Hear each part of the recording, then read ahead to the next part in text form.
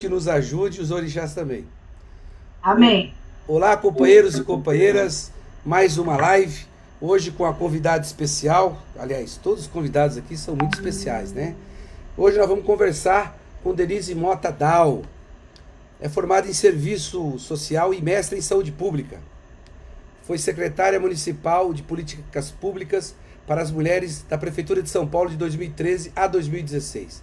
Foi diretora do Departamento de Gestão e da Regulação do Trabalho em Saúde do Ministério da Saúde entre 2011 e 2012. Dirigente nacional da CUT, Central Única dos Trabalhadores, de 2003 a 2011, aonde em 2009 até janeiro de 2011 ocupou o cargo de secretária de Relações do Trabalho. Presidiu a CNTSS, Confederação Nacional dos Trabalhadores em Seguridade Social, de 2001 até 2004, atuou na fundação do Sindsaúde desde 1988, compondo a direção da entidade até 2010. Foi membro da Comissão Nacional da Mulher Trabalhadora da CUT de 1991 a 2005, quando passou a integrar o coletivo de mulheres da entidade, onde atuou até 2010. Foi conselheira do Conselho de Desenvolvimento Econômico e Social da Presidência da República de 2007 até 2009. Coordenou a bancada dos trabalhadores na Câmara Setorial dos Serviços Públicos do Fórum Nacional do Trabalho de 2004 até 2006. Desde 2017, ela é secretária subregional da ISP Brasil, Internacional de Serviços Públicos. Boa noite, Denise Mota, tudo bem? Boa noite, Hélio, tudo bem? Seguimos em luta. Que bom ter você aqui na nossa live e agora com um programa diferente. Esperamos que não dê nada de errado, porque a estabilidade dele é muito boa. Denise, como é que você está vendo essa conjuntura agora, companheira, que a gente está passando de um governo que é desgoverno, do ministro que entra e sai, e principalmente você que é uma pessoa da saúde, que nós estamos tendo muitos trabalhadores afetados da saúde. Como é que você está vendo esse panorama hoje? Com muita preocupação, né, Hélio? Porque a pandemia de coronavírus está em diversos países do mundo. Porém, somente nós temos um presidente com o perfil do Bolsonaro. Por mais que a pandemia traga sofrimento, traga dificuldades, nós estamos vendo vários chefes de Estado, inclusive de setores conservadores, se portando bem melhor do que o presidente Bolsonaro. Então, além da preocupação com a gritante falta de equipamentos de proteção individual para os profissionais de saúde, de serviços essenciais, nós ainda temos que lidar com um presidente que não respeita o isolamento social, que em meio à crise da pandemia gera mais uma crise política interna, com a destituição de 2 ministros, primeiro ministro da Saúde, agora o ministro da Justiça, com acusações mútuas, né, que incorrem em ilegalidades de ambas as partes, do ministro Moro e do próprio presidente da República, e que podem, inclusive, e espero que, ensejar um impeachment. Então, se já há preocupação com o enfrentamento à pandemia, no Brasil ainda a situação mais agravada por conta do posicionamento do Jair Bolsonaro. Então é com bastante preocupação que nós estamos vendo esse cenário, porque isso acaba fazendo com que as providências que precisam ser tomadas por enfrentamento à pandemia nos parecem ficam mais distantes em meio a essa crise. É como se nós não vislumbrássemos que a curto prazo as medidas necessárias para a garantia de equipamentos de proteção, para quem está atendendo nos serviços essenciais, de fortalecimento do isolamento social, pudessem avançar. Portanto, Hélio, nós estamos dependendo muito do posicionamento de prefeitos e governadores, que se tem uma articulação forte entre prefeitos e governadores, a exemplo do que o consórcio de governadores do Nordeste está fazendo para o enfrentamento da crise. porque se nós formos esperar boas decisões, boas e rápidas decisões do governo federal, nós vamos morrer sentados esperando. Ô Denise, você me desculpa aqui o meu tato com a tecnologia nova, que eu acho que isso é um aprendizado, aqueles que é na base da marretada. Eu só pediria para você dar uma afastadinha da câmera para mim te enquadrar melhor. Isso. Abaixar um pouquinho a sua cadeira, se você tiver com alguma cadeira. Abaixar um pouquinho ela, só um pouco mais. Para mim te colocar bem no monitor aqui, porque você... Achei o máximo com ela. Ah, então já melhorou aí o enquadramento já. Denise, eu queria conversar com você sobre essa questão de falta de EPIs. Eu já fiz uma live aqui com o Serginho do Cinti Saúde e a gente tem acompanhado com bastante preocupação. Eu vou soltar um vídeo para a gente poder acompanhar, ver se você consegue ver qualquer coisa, eu corrijo aqui. Queremos EPI! Queremos EPI! Queremos EPI! Queremos EPI! Queremos EPI! Queremos EPI! Queremos EPI! Queremos EPI! Queremos EPI! Queremos EPI! Queremos EPI!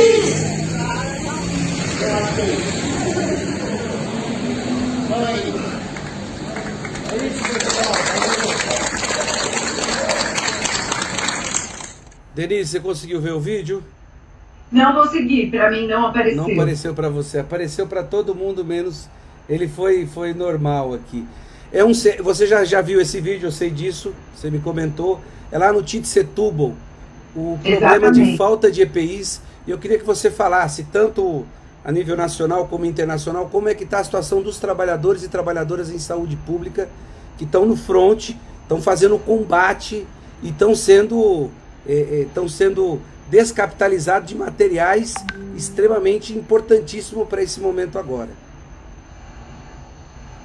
Bem, Hélio, inclusive o Sindicep de São Paulo, que está, o Sindicato dos Trabalhadores Municipais de São Paulo, o Sindicep, que foi o organizador deste vídeo, é filiado à Internacional dos Serviços Públicos, está fazendo parte e é muito atuante na campanha Trabalhadoras e Trabalhadores Protegidos Salvam Vidas, que a ASP está desenvolvendo.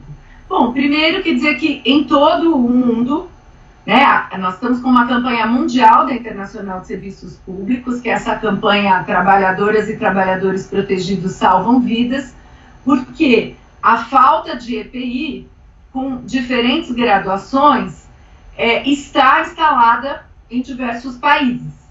Então, na Itália, os profissionais têm enfrentado falta de EPI, agora jamais administrada, porém no início da pandemia, com muita falta de equipamentos de proteção individual, um índice que espero que o Brasil não alcance, mas um índice na Itália de 13% de profissionais de saúde contaminados por Covid-19. Portanto, é uma luta internacional, essa de garantir boas condições de trabalho, condições dignas de trabalho para os profissionais da saúde e serviços essenciais. Porém, no Brasil, a campanha ela tem um diferencial na versão brasileira. Qual é o diferencial? Nós elaboramos um questionário onde a trabalhadora e o trabalhador respondem. É só entrar no site trabalhadoresprotegidos.com e respondem imediatamente, ou pelo celular, ou por um computador. Respondem entre 3 a 4 minutos um questionário, e esse questionário, ele pergunta questões básicas de condições de trabalho. E até o momento, 1.794 questionários estão tabulados. Nós já temos 2.500 questionários respondidos, mas até o momento são 1.794 tabulados. Quinta-feira nós soltaremos uma nova tabulação. E os dados, as informações que nos chegam a partir da situação nos locais de trabalho, não só na saúde, sabe, Hélio? Na saúde e em serviços essenciais. Do que eu estou falando quando eu estou dizendo serviços essenciais? Eu estou falando de água e energia, de limpeza, asseio e conservação, de assistência social, de sistema prisional, de educação, de setor judiciário, setor do fisco, trabalhadoras domésticas, comércio e serviços, enfim, destes setores. Bom, o que nos foi respondido? O que a gente tem de informações? Bem, 87% de quem respondeu as perguntas são mulheres. 78% são mulheres. Sobre ter tido capacitação ou não para exercer o atendimento à população com suspeita de coronavírus ou com coronavírus, né? Ter tido treinamento adequado. 64% de quem trabalha na saúde diz que não teve treinamento adequado para o atendimento à população com coronavírus, o que é um problema para quem trabalha na saúde e para quem usa os serviços de saúde, porque você pode estar procurando um serviço de saúde por um motivo e ser contaminado por um profissional de saúde que não tem EPI, não tem acesso à testagem. Então, isso é bastante grave. 80% de quem trabalha nos demais setores, esses setores essenciais, diz que não teve capacitação para desenvolver um trabalho junto à população.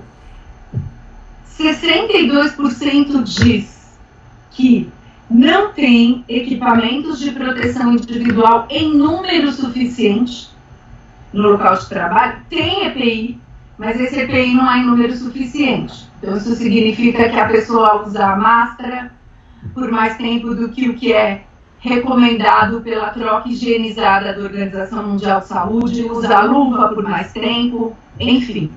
Além disso, muitos relatos de EPIs de péssima qualidade, EPIs que rasgam, aventais, luvas, máscaras extremamente finas. Então, esse é o relato. Em relação a ter hospedagem especial para profissionais de saúde, porque em muitas regiões está se reivindicando, está se conseguindo negociar uma hospedagem especial para os trabalhadores de saúde, para não voltarem para casa e correrem o risco de contaminar suas famílias e, em especial, pessoas do grupo de risco, né, que podem estar no seu convívio familiar. Bem, 93% informam que não tem hospedagem especial, não estão tendo acesso a essa hospedagem especial. 36%, Hélio, relatam que trabalham 12 horas ou mais de trabalho diariamente. Então, 36% estão exercendo uma jornada de trabalho de 12 ou mais horas diariamente. E 53% relatam sofrimento psíquico, porque condições inseguras de trabalho, risco de contágio próprio e do contágio de algum familiar, jornadas de trabalho extenuantes. Então, isso resulta em que 53% de quem respondeu ao questionário informar estar em sofrimento psíquico.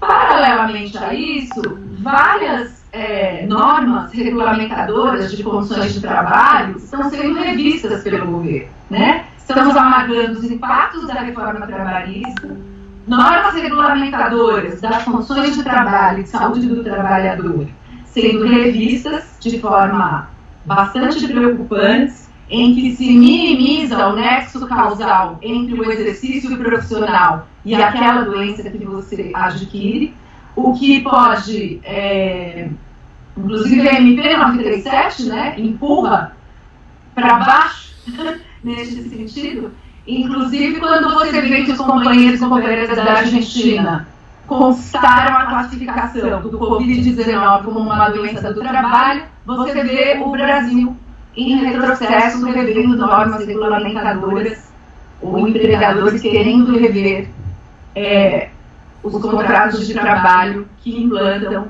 a proteção ao trabalhador e os adicionais de insalubridade. Então, o momento é difícil, é um momento importante da sociedade se mobilizar para defender, finalmente defender com muita ênfase, o Sistema Único de Saúde, as condições de trabalho dos profissionais de saúde.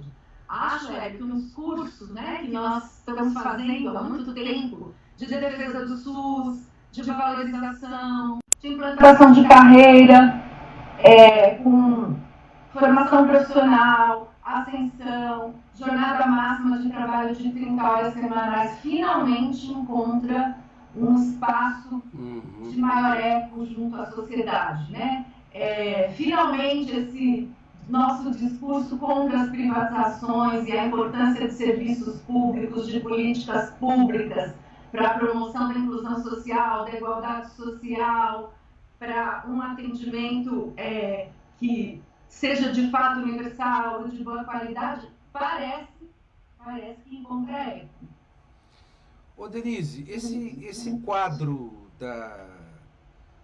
da falta de EPIs, que agora está grave por causa do Covid, mas antes disso, porque eu queria saber como é que era antes, porque a gente fala assim, o sistema público de saúde está entrando em colapso. Bom, para mim ele já está com problema já faz tempo, devido a toda esse ataque ao SUS, desde da DRU de 92 para cá, né? Tem aquela continha básica que se faz da DRU para cá. Se fosse devolvido a Previdência Social, a Seguridade Social, o dinheiro que tiraram é em torno de 5 trilhões de reais, né?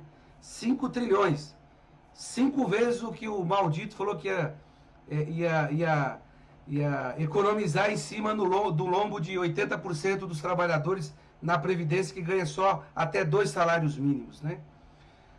Eu queria só saber como é que estava antes, Denise, esse relato antes, porque agora tudo justifica pela Covid, né? Tudo parece que sempre teve, agora que não está tendo mais. Exatamente, e faz um bom tempo que nós estamos nessa luta, não é mesmo? De defesa dos serviços e de crítica aos cortes. Então, o Sistema Único de Saúde, ele já vinha amargando o impacto da aprovação em 2016 da Emenda Constitucional 95. Ali já foi um golpe forte no SUS. O SUS já vinha sendo asfixiado, com condições de trabalho ruins, com falta de profissionais, com diversas dificuldades para que, de fato, consiga funcionar de forma adequada, né?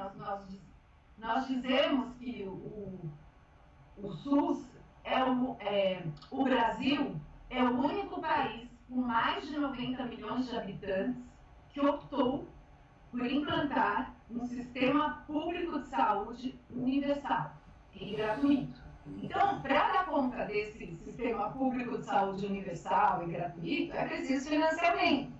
Quando você vem amargando, né, a partir da aprovação da Emenda Constitucional 95, que implantou o teto de gastos, uma redução nos investimentos, só em 2019 foram 20 bilhões a menos no Sistema Único de Saúde, já não estava dando conta da demanda, mas com pressão, com participação social, com uma movimentação nos estados, nas prefeituras, vinha-se resistindo, havia uma resistência.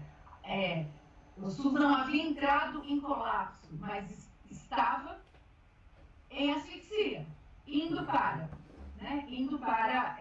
um colapso. Com a pandemia, esse quadro explode, emerge a necessidade de investimentos nos serviços públicos. E mais, né? Não é só a necessidade de investimentos no SUS, é a importância estratégica de políticas públicas como o Bolsa Família, que permitiu que rapidamente, né, o cadastro do Bolsa Família, que mais rapidamente o benefício emergencial chegasse aos cidadãos, às cidadãs, manutenção de serviços como água, energia, que são assistência social, que são limpeza, asseio com conservação, que são fundamentais também durante a pandemia, são as políticas públicas que propiciaram que esses serviços sejam mantidos e cheguem à população. Então, é um momento onde a importância do SUS é muito escancarada, mas também do conjunto de serviços públicos essenciais à população, que vinham sendo massacrados. Não encontramos eco, pelo menos não com a força necessária, não é mesmo?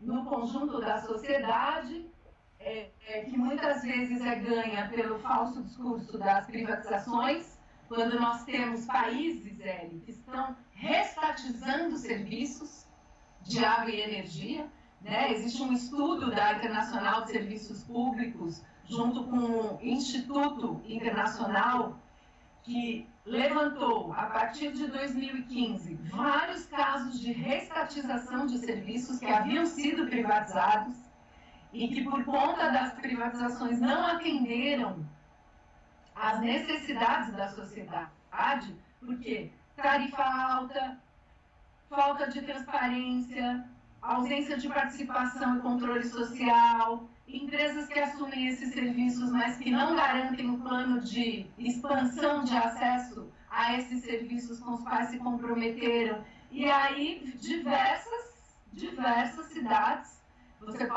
a gente pode falar de Berlim, a gente pode falar de Paris e mais 39 cidades na França, começam a restatizar serviços de água e energia ao redor do mundo. E o Brasil na contramão, privatizando. E os movimentos sociais, o movimento sindical alertando a sociedade que esse não é o caminho, certo? De que esses serviços, se não funcionam adequadamente, é porque não são valorizados. Agora, parece que nós temos a oportunidade de que esse discurso de fato sensibilize. Por quê? Porque as pessoas estão sentindo na pele a importância, a necessidade de que esses serviços estejam funcionando adequadamente. O que a gente não pode deixar, né, Denise, um discurso sorrateiro que a direita está fazendo agora, que eles estão disputando essa narrativa. Tanto é que você vê a Miriam Leitão falando em gasto público. Eu tive semana passada aqui com o Márcio Postman, e uma pergunta que eu não pude deixar de fazer, quando o Márcio era presidente do IPEA, a Miriam Leitão fez um Bom Dia Brasil. Eu até mandei a mensagem para o Márcio na ocasião, falando barbaridades contra o Márcio Postman, porque ele estava readequando o IPEA e fazendo um trabalho muito bom, como sempre o Márcio fez por onde passou, né? E aí você tem a disputa da narrativa, nós precisamos tomar muito cuidado com isso, porque daqui a pouco eles vão falar que isso era só época de pandemia. Passou a pandemia, vamos ao tal do ajuste fiscal, vamos aí fazer aquilo que o mercado pede, que o mercado, né? Cadê o mercado, Denise? Fala pra mim, esse Deus tão poderoso que existia, cadê ele? Pois é, né, Hélio? Agora a gente vê os neoliberais, né, assim como o dono da Latam dizendo que se o governo não socorrer, as companhias aéreas irão fechar, né? Agora o livre mercado não está mais valendo, as empresas precisam do auxílio do governo. É bem complicado isso. Agora, acho que um tema importante, Hélio, para a gente abordar, se não agora, obviamente, mas no pós-pandemia, é que o governo Bolsonaro, ele estava dizendo que a próxima reforma a ser feita era tributária. Boa, muito boa. Bem lembrado. Reforma tributária. E, obviamente, não é a reforma tributária com vistas a uma reforma solidária, inclusiva, onde nós possamos inverter a taxação, porque no país os pobres são bem mais taxados que os ricos, e avançar para a taxação das grandes fortunas. Eles só falam em imposto único, desburocratizar, mas inverter a pirâmide de taxação dos pobres, que é bem maior do que em relação ao que um rico contribui do ponto de vista dos impostos, não se falam, né? Não se falam em eliminar a evasão fiscal. Portanto, acho que está colocado para a gente aí alguma oportunidade de diálogo maior com a sociedade no pós-pandemia, de nós conseguirmos enfrentar mais efetivamente alguns dogmas do neoliberalismo e reverter o quadro no Brasil. Não será fácil, não será fácil.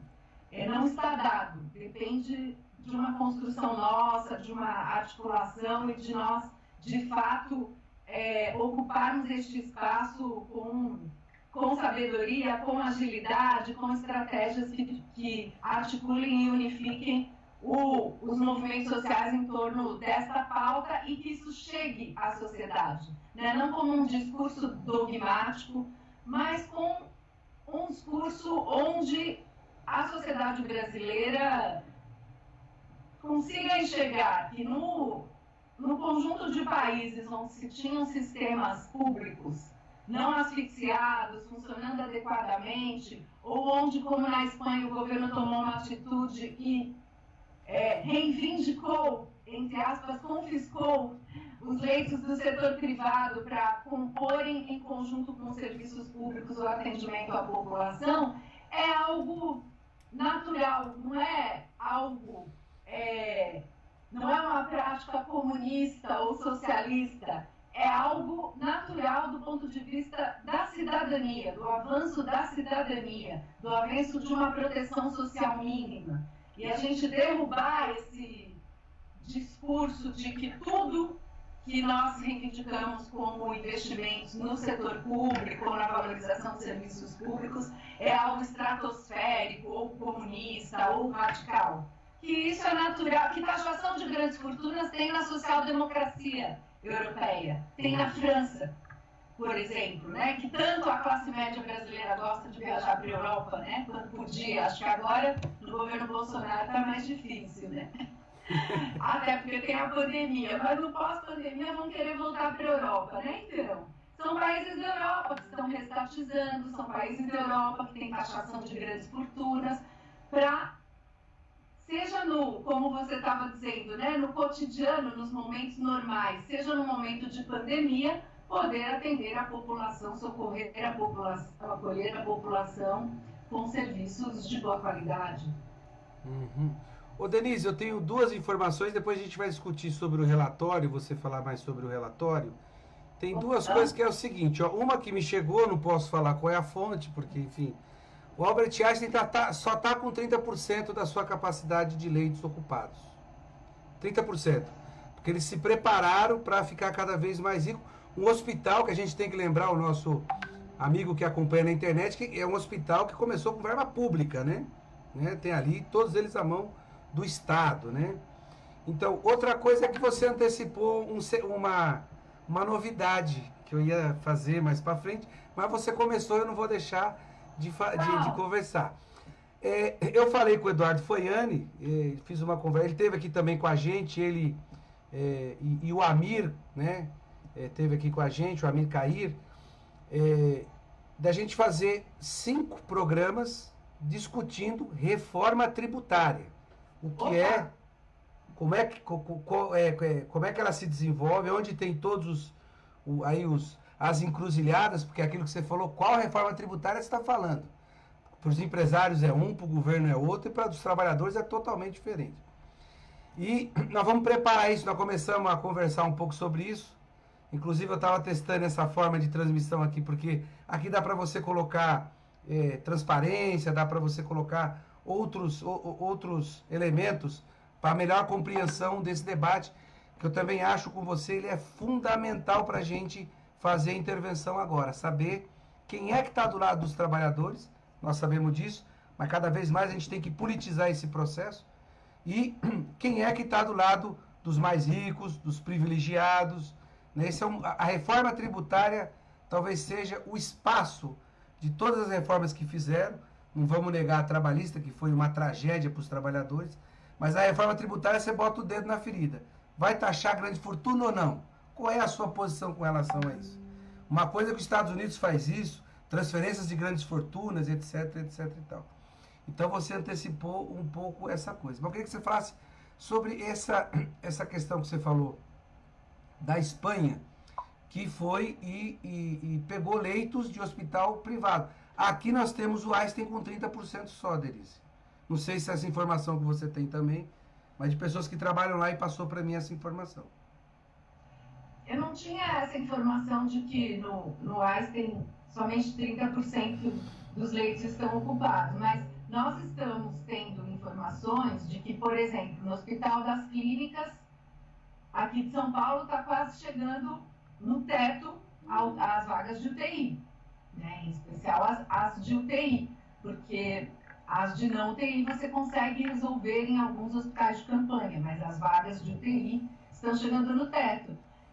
Seria absolutamente natural e necessário que o governador, certo, o João Dória, resgatasse esses leitos, mesmo que temporariamente, solicitasse a cessão de leitos para esses hospitais, para que esses hospitais que, com certeza, têm condições, né, têm verbas para se manterem por um bom tempo, sem a renda, e aqui eu vou falar renda mesmo, decorrente destes leitos, para ceder, para atender e salvar a população do estado de São Paulo. Este é um exemplo. Claro que se nós tivéssemos um presidente, como eu disse no começo, que tomasse essa atitude e construísse uma regulamentação emergencial para resgatar esses leitos, se necessário, nas cidades onde forem necessários, resgatarem esses leitos do setor privado para o setor público, já ajudaria. Como nós não temos, nós dependemos muito de uma atuação, de uma articulação dos governadores, né? Que os governadores tomem a frente. E seria muito importante para a população de São Paulo poder contar com mais leitos. Por quê?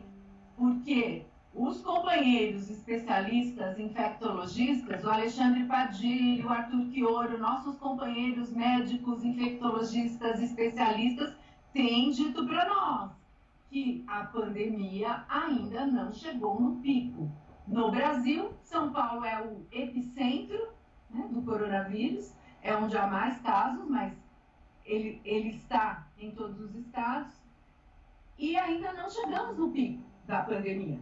Portanto, nós vamos precisar de mais leitos, nós vamos precisar de equipamentos, de profissionais de saúde, e o SUS, conforme a gente veio diagnosticando aqui, não está preparado, porque veio sendo asfixiado. Tudo que está se fazendo agora é na emergência, para tentar melhorar as condições de trabalho no SUS, de trabalho e, consequentemente, de atendimento. Então, seria importante que os governadores tomassem essa atitude e resgatassem esses leitos para o setor público.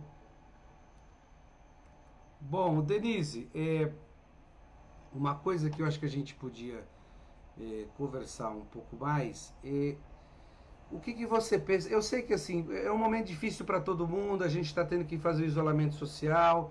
Tenho conversado aqui, Denise, só para você ficar ciente, com vários companheiros que estão em situações de sobrevivência muito difícil. Hoje eu falei com os companheiros ambulantes, está muito difícil a situação para eles.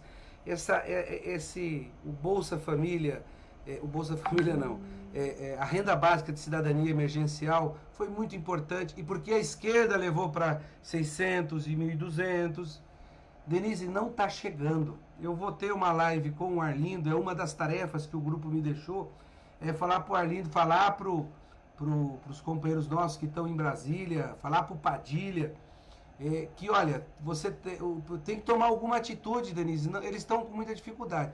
O pessoal que estava inscrito no Bolsa Família estão acabando, estão recebendo, até porque, enfim, já estava um pouco mais organizado, né? Mas isso não justifica, Denise, não justifica. Hoje, com o padrão tecnológico que nós temos, não justifica esse atraso absurdo com as pessoas.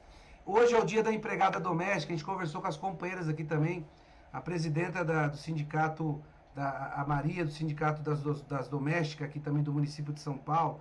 Situação muito difícil, Conversei com a Cleonice do Cinto Saúde também, ela saía de uma reunião, inclusive nós acabamos de fazer outra live, que ela saiu de uma reunião com o representante do governo do estado, para poder, enfim, discutir um pouco mais essa questão da falta de EPIs, que eu acho que grave. É grave demais, porque nós precisamos emparedar. Nós temos um paredão aqui no programa também, né? No paredão tem o ministro O Guedes está no paredão essa semana, deve cair também. Virou um Big Brother aquele governo, né? O Weintraub, ou coisa que vale o nome daquele cidadão, é até difícil pronunciar, mas ministro da Educação, mas assim, é muito traumático isso que está acontecendo com os trabalhadores e trabalhadoras do serviço de saúde, que não só eles, né, Denise? Tem o pessoal que está no sepultamento dos cemitérios, tem o pessoal que faz o transporte, tem o pessoal da administração dos hospitais. Como é que está o sentimento? E a minha pergunta está se alongando, porque dirigente para fazer pergunta é uma porcaria, né? Haja ser prolixo na vida, né? Mas a minha pergunta é a seguinte, qual é o sentimento do servidor, não é funcionário, servidor público da saúde, nesse momento agora que o governo tirou, aumentou para que ele se aposente, colocou uma outra aposentadoria, fez uma reforma da Previdência absurda para o setor público, nós tivemos lá no ato, na Assembleia Legislativa. Qual é o sentimento do servidor nessa hora, Denise? O sentimento do servidor é de desvalorização e indignação diante deste quadro. Por isso, tantos relatos de sofrimento psíquico no atendimento, no cotidiano dos serviços, sejam de saúde, sejam nos serviços essenciais, como, por exemplo, funerárias, cemitérios, água e energia, assistência social que está atendendo a população de rua. Então, há uma indignação em relação ao tratamento que vem sendo dado aos servidores. E, obviamente, né, nós estávamos falando aqui de uma situação anterior. Nós precisamos lembrar que há cerca de 2 meses, 1 mês, o ministro da Economia do governo Bolsonaro chamou servidores e servidoras de parasitas, né? A gente está remontando aqui, não é, Hélio, ao quadro anterior, né? Quando você me pergunta, mas a situação já não estava ruim no SUS? Então, nos serviços públicos em geral, nós já vínhamos amargando diversos ataques, quebra de direitos e uma fala do ministro da Economia chamando a todos de parasitas. Então, há uma indignação e há algo que é o medo. É o medo de se contaminar, é o medo de contaminar a família, é o medo de você estar atendendo uma pessoa, um cidadão, uma cidadã e estar contaminando esse cidadão. É o medo de se contaminar. Então, os trabalhadores e trabalhadoras destes serviços estão trabalhando com medo. E isso traz um sofrimento psíquico enorme. Enorme. Por isso é fundamental o apoio aos projetos de lei que estão tramitando, que estão apoiando os profissionais destes serviços e tentando fazer com que seja minimizado esse problema. Então, projetos de lei para garantia urgente de equipamentos de proteção individual, projetos de lei para garantia de pensão para os familiares de trabalhadores e trabalhadoras que falecerem no atendimento cotidiano, diversos projetos de lei que estão tramitando para que se apoie os profissionais de saúde. E queria lembrar também, Hélio, que existem convenções internacionais ratificadas pelo Brasil, como a Convenção 155 da OIT, que é uma convenção que trata de saúde e segurança no trabalho, que foi ratificada pelo Brasil lá em 1992, e que diz que se o profissional estiver numa situação insegura e não protegida de trabalho, e sua vida estiver em risco, ele pode se negar a trabalhar. Porque, nós estamos com vontade de enfrentar o coronavírus, de atender a população, mas os profissionais de saúde não podem ser mártires. Eles até podem ser heróis em alguma medida. Agora, são profissionais, são trabalhadores. Precisam de equipamentos de proteção individual conforme protagonizam as normas regulamentadoras, as convenções internacionais da OIT. Não são mártires, não estão lá para dar a sua vida, estão lá para dar a sua contribuição profissional, né? Foram qualificados para dar a sua contribuição profissional. Quando fizeram a opção de de atender em serviços essenciais, não foi a opção de morrer, foi a opção de estar em um serviço essencial. E para estar em um serviço essencial é preciso um tratamento diferenciado, condições de negociação, condições de trabalho, de salário, de jornada e de proteção que não vêm sendo respeitadas. Então, é fundamental que nós também possamos levantar toda a legislação que ainda existe, que ainda não foi derrubada, e exigir que ela seja cumprida. E uma outra questão que você falou é esse auxílio emergencial, né, o benefício emergencial de renda básica, que não chega. Eu tenho acompanhado o depoimento de várias mulheres, mães, que criam seus filhos e filhas sozinhas e que não conseguem o acesso ao benefício, que está em análise, e esse benefício não chega. Então, é fundamental desencalhar esse benefício, porque se nós estamos fazendo, né, como você disse, o discurso do isolamento social, né, o discurso do isolamento, e tem profissionais do setor, em especial que estão na informalidade, passando necessidade, não adianta fazer o discurso, é preciso fazer isolamento. Precisa se ter uma política efetiva que garanta que eles possam fazer isolamento sem passar fome, certo? Então, o discurso do isolamento, ele tem que vir acompanhado de ações efetivas. Como a gente tem um governo em nível nacional que não preconiza o isolamento, pelo contrário, né, o presidente deu diversas demonstrações de desrespeito ao isolamento, é fundamental que o Congresso Nacional, que aprovou o benefício emergencial, com uma forte atuação da minoria, né, da bancada da oposição, dos partidos de esquerda, pressionando para que, inclusive, o valor fosse mais alto, para que houvesse o benefício e que o valor fosse mais alto, também possam pressionar o executivo de alguma forma para que tenha mecanismos efetivos de que esse dinheiro chegue na população. Porque se a população tem a opção, ou eu passo fome, eu aqui com os meus filhos e filhas, ou eu vou para a rua me expor ao coronavírus e tentar vender um doce, um salgado, uma capa de celular, os diversos trabalhos informais, né, que a população exerce, a população vai para a rua trabalhar para não passar fome. Então, o discurso do isolamento tem que ter o acompanhamento de uma política efetiva, né? Se fala isolamento para as trabalhadoras domésticas, mas se você não mantém o salário, a remuneração da trabalhadora doméstica para ela poder fazer o isolamento, ela vai passar fome, vai passar necessidade. Então, acho que é esse o debate que tem que ser feito, né? Porque é muito bonito o isolamento quando se tem salário garantido, quando se tem condições dignas de ficar em casa. Quando não se tem condições dignas de ficar em casa e a geladeira está vazia, né, conforme nós temos ouvido depoimentos de mães ali na comunidade de Heliópolis dizendo que vizinhas vão bater na porta e falar: por favor, você pode me dar um pouco de arroz e feijão para eu dar para o meu filho? Aí fica difícil esse isolamento, né? Denise, agora, como eu estou mexendo com esse negócio aqui agora, no outro programa eu sabia rapidamente onde estava a participação dos nossos amigos aqui na live, mas tem bastante gente participando. Já vamos começar por dois grandes parlamentares que estão com a gente aqui. O Luiz Fernando Teixeira, deputado estadual do Partido dos Trabalhadores aqui de São Paulo.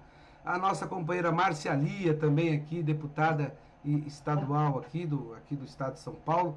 Ó, a Vanessa está mandando um alô, parabéns, o Anderson também, o Açoeiro, a Alessandra, a Bruna, a Viviane, a Paula, a Lídia, o Marco Germano, a Jordana, a Neide Gomes, o Valmir, o Valcir, desculpa, o Valcir do Sindicato dos Bancários de São Paulo está aqui mandando um alô, a Lenilda, a Suzana, a Adriana, a Assunção, a Natália lá da CUT São Paulo, a Natália Maia também está aqui mandando um alô, a Vanessa, o Matheus Baeta também, a Célia Cis, que é a secretária de Mulheres lá do Sindicato dos Químicos, aqui mandando um alô também.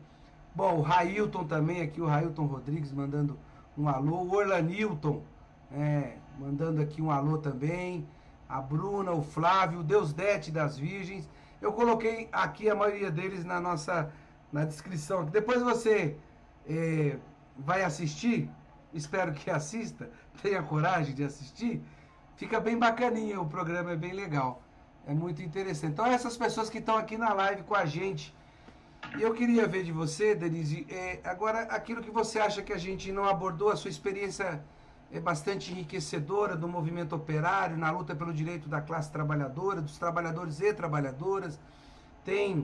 A gente tem feito algumas lives com a Marilane Teixeira, que é uma companheira que faz uma intervenção e faz o corte de gênero. Eu sei que você tem um trabalho muito forte, não só nisso, né? Um trabalho que é além dessas questões, mas é uma questão que você trata bem. E toda a experiência que você teve, tanto na época do governo do presidente Lula e também nas gestões aqui do Fernando Haddad, o nosso prefeito. Queria que você fizesse um apanhado geral, aquilo que você acha que a gente não abordou. Fica à vontade, isso aqui é um bate-papo. Toca fogo nesse negócio aqui pra gente cada dia mais. É um prazer receber você aqui. Você vai notar que nós fizemos mais de 50 lives e foram com pessoas de extremo compromisso com um país melhor, com uma sociedade melhor, com um sistema público, né? Porque tudo... Eu tenho perguntado para as pessoas assim, mas o que você está falando do comunismo? Porque comunismo é de comum, então você é contra que as coisas existam uma divisão, porque, que eu saiba, a terra não é de ninguém, né? Então alguém se apropria dela, ela tem que ser dividida, é pro usufruto de todos que estão aqui no entorno, e os trabalhadores que a gente está vendo da saúde, você especialmente da saúde, a gente tem acompanhado aqui com o doutor Arlindo Silveira, um médico sanitarista há 30 anos do SUS, tem ajudado a gente a compreender esse processo da pandemia, a curva, a subida da montanha. Você falou de psiquiatra, passou aqui o doutor Paulo, psiquiatra, foi psiquiatra e diretor do Juqueri durante 20 anos, ajudou a gente aqui, apesar que ele estava muito bravo, ele só queria falar mal do Bolsonaro, ele estava muito irritado com o Bolsonaro. E ele falava assim, o Bolsonaro não é doido, porque doido eu conheço, eu tratei doido durante muito tempo. O Bolsonaro é um caba safado, ele falava. Mas eu queria que você fizesse um relato final, as suas considerações. Antes disso, você colocasse o tema que você acha pertinente, que a gente não abordou aqui até agora, Denise. Ok. Bom, então, saudar a nossa deputada Marcialia, o nosso deputado Luiz Fernando, parabenizá-los pela atuação que tem em defesa dos direitos dos trabalhadores e das trabalhadoras. Não é fácil ser minoria, seja na Assembleia Legislativa de São Paulo, seja no Congresso Nacional. Saudar a todas e todos os companheiros que estão aqui neste diálogo conosco, Hélio. Acho que são duas coisas que eu gostaria de colocar. Primeiro, sobre essa questão que você abordou sobre o tema de gênero. Nós temos acompanhado que durante o período de isolamento social aumentou a violência contra a mulher. Seja porque os homens estão dentro de casa cotidianamente e o convívio se torna mais prolongado, seja porque mulheres que trabalhavam fora também têm que ficar o tempo todo em casa no teletrabalho. Então, para as mulheres aumentou a jornada de trabalho, né? Porque estando em casa muitas vezes não tem o compartilhamento das tarefas domésticas por parte de seus companheiros, então tem todo o trabalho doméstico, mais o teletrabalho muitas vezes, mais o cuidado com os filhos, e tem ainda o sofrimento de passar por situações de violência, seja violência física, seja violência psicológica. Então, é fundamental nós termos esse olhar, nós divulgarmos que os serviços estão funcionando, precisam ser acionados. Então, a Defensoria Pública tem um plantão para que a mulher acione esse plantão em situações de violência. O 180 é um serviço instalado lá pelo governo da presidenta Dilma, e que está em funcionamento ainda, é mais um legado do modo petista de governar, e que está em funcionamento. Então, para as mulheres telefonarem, pedirem orientação, saberem quais são os serviços que elas podem procurar. Nós temos serviços de endereço sigiloso, serviços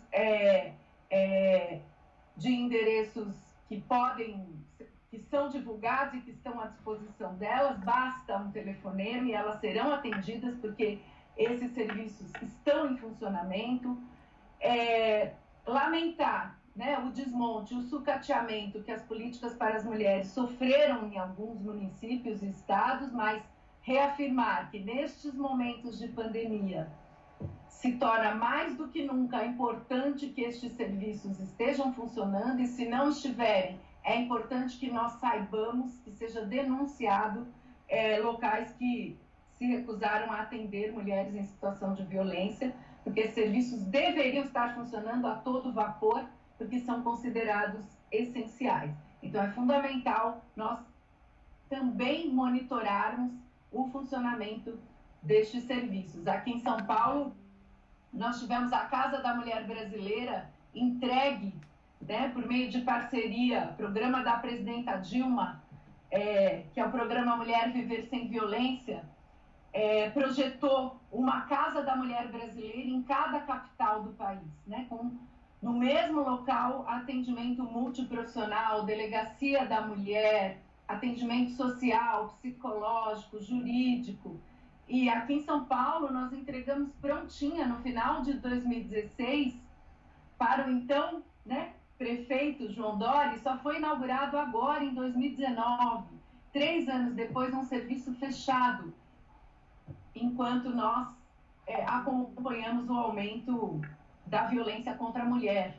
Portanto, é fundamental que as mulheres denunciem a violência que sofrem e procurem os serviços. E se esses serviços não funcionarem, que procurem o Conselho Municipal de Políticas para as Mulheres, onde tem muitas representantes atuantes, combativas, que com certeza vão fazer a crítica e a ponte para que estes serviços sejam reabertos e funcionem. Então, primeiro falar deste quesito, no qual você tocou, e por último dizer da importância de você, como um trabalhador do setor químico, como um dirigente sindical, um representante do setor químico, estar fazendo esse diálogo tão amplo com diversos setores, com trabalhadoras e trabalhadores domésticos, do setor informal, do setor público.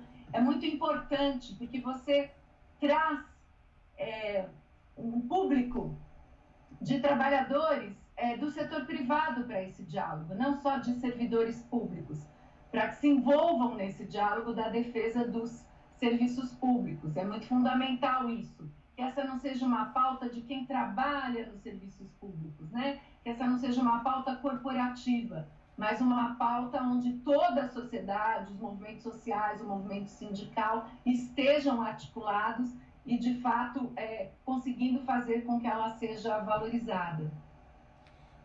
E você falando aqui, a gente tem a Alessandra Dantas Lula da Silva, que é do Conselho de Mulheres, lá de Sapopemba, né? Grande Alessandra está aqui com a gente. Conselheira, grande Alessandra está aqui com a gente. Bem votada. Hã? Foi uma das mais bem votadas na região. Das mais bem votadas, exatamente. Grande companheira. Denise, eu gostaria muito não, né? Queria muito agradecer a disponibilidade de tempo que você teve com a gente, nessa coisa maluca que a gente inventou de conversar com todo mundo. Eu acho que até para não entrar em muito tédio ou em depressão, e eu acho que, assim, muito bacana poder conversar com pessoas como você, com a trajetória que você tem. Fiz questão, eu só não vou ler mais o do Paulo Pimenta, o currículo dele. O do Suplicy foi mais engraçado ainda. O do Suplicy foi mais engraçado. Do Suplicy foi desde 78, ele falou. A live que o Suplicy nós conseguimos terminar 2 horas depois que a gente começou, porque o filho dele, o João, já estava arrancando ele de frente do computador para ir jantar com a neta dele, né? Mas muito importante essa conversa nossa, você tem uma experiência muito grande na luta do direito dos trabalhadores, não só no serviço público, na saúde, mas em outros segmentos, na ampla defesa de todos os trabalhadores e trabalhadoras. Queria agradecer muito esse tempo que você deu aqui pra gente. Esperamos o mais rápido possível voltar a fazer um outro bate-papo sobre esse, para ir atualizando as pessoas que nos acompanham. Esse material vai ficar disponível no YouTube, no Facebook, ad eterno, para que a gente possa sempre estar colocando a nossa visão com relação a esse mundo que está aí. Pessoas como você ajudam muita gente a interpretar esse mundo tão difícil de entender. E a gente tem pessoas como você que tem lado, que tem história, que não é pelo discurso fácil, não é porque agora tá bom eu falo, você sempre falou, você sempre enfrentou essas diversidades, desde 88, como você falou, passou por várias crises como nós passamos, e estamos aqui no mesmo lado. Eu tenho um conforto espiritual, Denise, que sempre eu estive do lado certo da história, né? Junto da verdade e com esse objetivo nosso, um pouco cristão, para alguns judaicos cristão, de amor ao próximo, de um país mais solidário, de pessoas que não possam passar fome, né? Porque nós temos muita riqueza. Fizemos uma live com o Zé Dirceu na sexta-feira, né? Zé Dirceu falava assim: Hélio, esse país aqui é muito rico, e o Zé Dirceu trouxe um exemplo fantástico para nós, vários exemplos, né? Amanhã a gente faz com o Genuíno aqui nesse horário também, para poder continuar fazendo um debate. Muito obrigado, fica com Deus. Eu nem sei como é que desliga esse negócio aqui, mas Eu que agradeço. valeu, pode tocar. E muito obrigado a Denise Dal, companheira.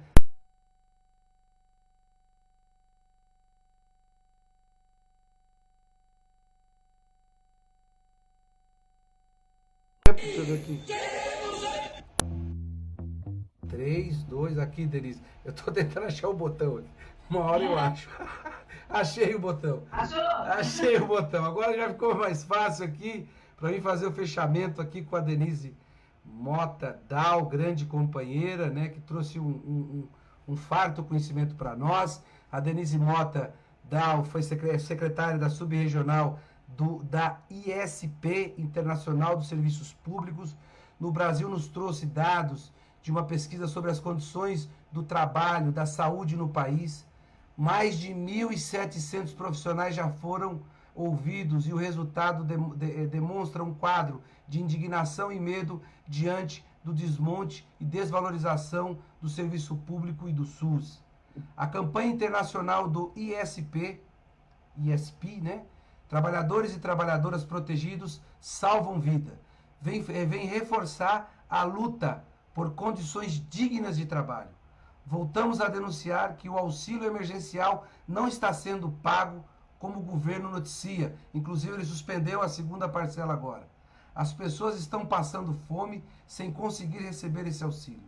O poder público tem que ser responsabilizado. Estamos juntos. Obrigado, Denise Mota. Valeu, companheirada. Valeu. Eu que agradeço o convite.